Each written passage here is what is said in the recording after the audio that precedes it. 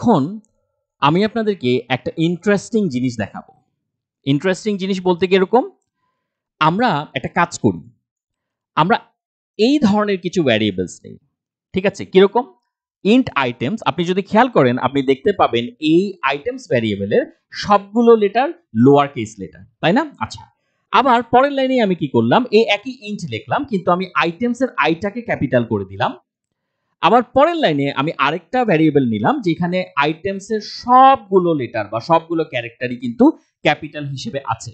আমি এটা এখানে আগে প্রথমে লিখি। সো আমরা প্রথমে এখানে কি লিখছি, ইন্ট আইটেমস। ঠিক আছে, আইটেমস ধরলাম এই আইটেমস হচ্ছে 10।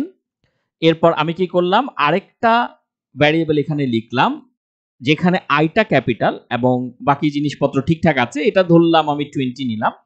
এবং এরপর কিন্তু আমি আরেকটা জিনিস করছি, আমি এখানে আইটেমস এভাবে লিখলাম এবং এখানে আমি এটাকে 40 নিলাম। ঠিক আছে, এখন অনেকের মনে হতে পারে যে এখানে এই তিনটা ভ্যারিয়েবল বুঝি সেম। ঠিক আছে, তার মানে তিনটা ভ্যারিয়েবল একই ভ্যারিয়েবল। একই ভ্যারিয়েবল কেন মনে করাটা খুব স্বাভাবিক, কারণ হচ্ছে তিনটাতে, হ্যাঁ ঠিক আছে, আমার কেসে সমস্যা আছে, আমার কেসে পার্থক্য আছে, বাট তিনটাই কিন্তু সেম। আমি প্রথমে দেখতে পাচ্ছি আইটেমস, সেকেন্ডটাও আইটেমস, হ্যাঁ হোক আই ক্যাপিটাল বাট আইটেমস তো। আচ্ছা, থার্ডটাতে কি হচ্ছে, থার্ডটাতে হোক সব ক্যারেক্টার ক্যাপিটাল কিন্তু এটাও তো আইটেমস। এখন অনেকে মনে করে এই তিনটা বুঝি একই ভ্যারিয়েবল। ব্যাপারটা কিন্তু এরকম না। এই তিনটা ভ্যারিয়েবল আসলে আলাদা আলাদা তিনটা ভ্যারিয়েবল। কারণ এখানে আপনাদেরকে একটা লাইন দেখাই, কি বলেছে, the Java language is treated as a case sensitive programming language. ঠিক আছে, তার মানে কি, জাভা কিন্তু কেস সেন্সিটিভ, তার মানে আপার কেস লেটার এবং লোয়ার কেস লেটার ম্যাটার করে। সো আপনি যখন প্রথমে সবগুলো লোয়ার কেস লেটার দিয়েছেন সেটাকে নিচে একটা ভ্যারিয়েবল হিসেবে। ঠিক আছে, এর পরের বার আপনি যখন আইটাকে ক্যাপিটাল করে দিলেন তখন কিন্তু কেসটা বড় হয়ে গেল, আই এর কেসটা ক্যাপিটাল হয়ে গেল। ঠিক আছে, আগে ছিল লোয়ার, এখন হয়ে গেল ক্যাপিটাল। যেহেতু জাভা কেস সেন্সিটিভ, সেক্ষেত্রে সে কিন্তু দেখবে যে না, এখানে তো কেসের হেরফের আছে, তাহলে আমাকে এটাকে আলাদা ভ্যারিয়েবল হিসেবে কনসিডার করতে হবে। ঠিক আছে, সেম লজিক এই আইটেমস এর ক্ষেত্রে প্রযোজ্য। জাভা চিন্তা করবে যে কি ব্যাপার, এখানে তো সবগুলোই ক্যাপিটাল, তার মানে এটা কিন্তু প্রথমটা বা দ্বিতীয়টা কোনোটার সাথেই মিলবে না, এটা একটা সেপারেট ভ্যারিয়েবল, কারণ এখানে কেসের পার্থক্য আছে। ঠিক আছে, তো আমরা আসলে এই ধরনের কেসগুলোকে আমরা আসলে ডিস্টিংগুইশ করব কিভাবে, we can distinguish between them based on case. তার মানে এটা একটা সেপারেট ভ্যারিয়েবল, এখানে সবই ছোট হাতের, এরপরেরটা আরেকটা ভ্যারিয়েবল, কারণ এখানে আইটা চেঞ্জ হয়ে গেছে। যে কোনো একটা লেটার যদি আমার চেঞ্জ হয় তাহলে কিন্তু আমার কেস চেঞ্জ হয়ে যাচ্ছে। তারপর নিচেরটাতে, থার্ডটাতে তো সবই চেঞ্জ, প্রত্যেকটা ক্যারেক্টারই ক্যাপিটাল হয়ে গেল। সো এগুলো কিন্তু তিনটা আলাদা আলাদা ভ্যারিয়েবল, এটা আমাদেরকে একটু মাথায় রাখতে হবে। ইভেন আপনি যদি পরেরটায় আই ক্যাপিটাল না করে এম ক্যাপিটাল করতেন, শুধুমাত্র আমি সেকেন্ডটার কথা বলছি, সেকেন্ডটা যদি এরকম হতো lower i lower t lower e কিন্তু এমটা ক্যাপিটাল, সেক্ষেত্রেও কিন্তু এটা ডিফারেন্ট একটা ভ্যারিয়েবল হিসেবে ট্রিটেড হতো। ঠিক আছে, কারণ ওই যে জাভা কেস সেন্সিটিভ, একটা কেস দেখেছে যে 19-20, সেজন্য সে সেটাকে একটা সেপারেট ভ্যারিয়েবল হিসেবে কাউন্ট করেছে। আশা করি আপনারা ভ্যারিয়েবলের রুলসগুলো ঠিকঠাক মতো বুঝতে পারছেন। সো আমরা এখন ভ্যারিয়েবলের আরেকটা কনভেনশন দেখব। এতক্ষণ পর্যন্ত আমরা যতগুলো ভ্যারিয়েবল ব্যবহার করেছিলাম সেগুলো কিন্তু সিঙ্গেল ওয়ার্ডের ভ্যারিয়েবল ছিল।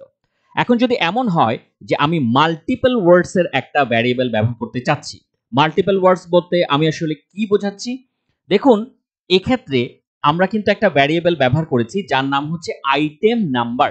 এক্ষেত্রে আমি কনসিডার করছি যে আমার আইটেমটা হচ্ছে একটা ওয়ার্ড, আবার নাম্বারটা হচ্ছে আরেকটা ওয়ার্ড, এটা কিন্তু মাল্টিপল ওয়ার্ডস এর একটা ভ্যারিয়েবল। সেক্ষেত্রে আমি এখানে একটা ভ্যালু দেই 14।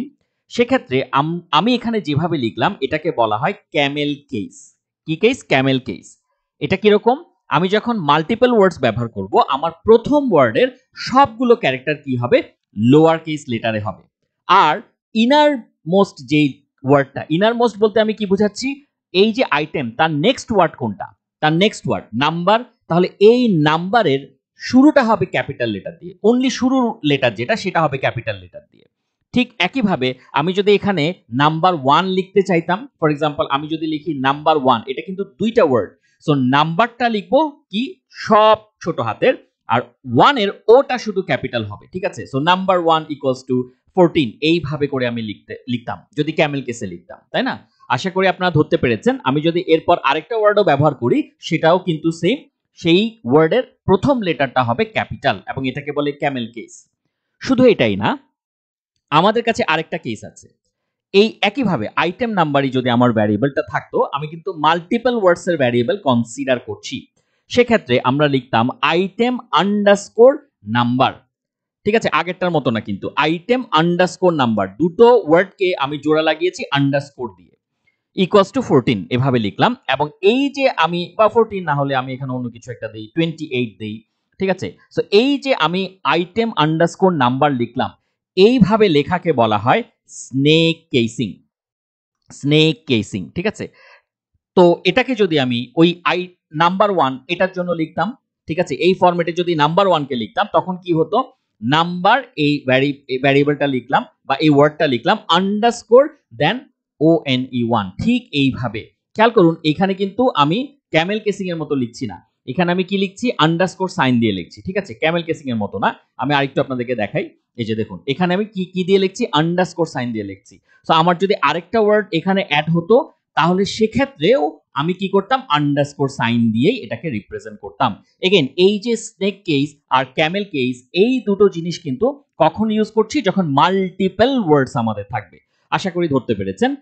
নেক্সট ফেজে আমরা একটা ইন্টারেস্টিং জিনিস দেখব। সো এখন আমরা লেকচারের শেষ পর্যায়ে আরেকটা ভ্যারিয়েবল ট্রাই করব। আমি এখানে একটা ভ্যারিয়েবল নিয়েছি রিটার্ন, যেই ভ্যারিয়েবলটা আপাতত হোল্ড করছে 100। কিন্তু একটা জিনিস আপনাদেরকে একটু জিজ্ঞেস করি তো, এই ভ্যারিয়েবলটা কি ভ্যালিড নাকি ইনভ্যালিড?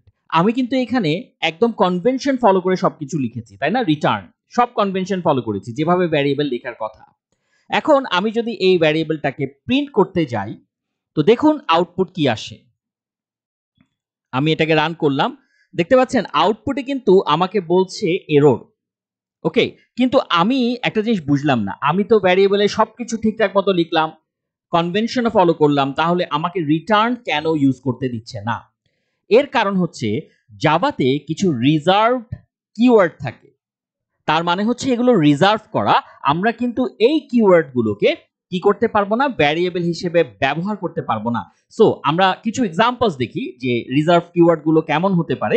এই যে আপনারা এখানে একটা টেবিল দেখতে পাচ্ছেন, এই টেবিলের ভেতরে কিন্তু আমি রিজার্ভ কিওয়ার্ড গুলোকে রেখেছি। এই কারণেই দেখুন, আমরা যদি এখানে একটু খোঁজাখুঁজি করি, আমরা কিন্তু রিটার্ন কিওয়ার্ডটাকে পেয়ে যাব। একটু খেয়াল করি রিটার্ন কিওয়ার্ডটা কোথায় আছে। এই যে দেখতে পাচ্ছেন, এই যে আমি যেখানে মাউসটাকে হোল্ড করে আছি, এখানে কিন্তু আমাদের রিটার্ন কিওয়ার্ড আছে। এই কারণে, যেহেতু এটা একটা রিজার্ভ ওয়ার্ড, এই কারণে আমি একে ব্যবহার করতে পারলাম না। আমরা যদি চাইতাম যে হ্যাঁ ফাইনালি এটাকে আমি ভ্যারিয়েবল হিসেবে ব্যবহার করব, তাও কিন্তু হতো না। এখানে যে রিজার্ভ কিওয়ার্ড গুলো দেখতে পাচ্ছেন, এগুলো আমরা ভ্যারিয়েবল হিসেবে কখনোই ব্যবহার করব না। আশা করি ভ্যারিয়েবলের কনভেনশন এবং রুলস গুলো এখন থেকে আপনাদের আর ভুল হবে না। Thank you so much.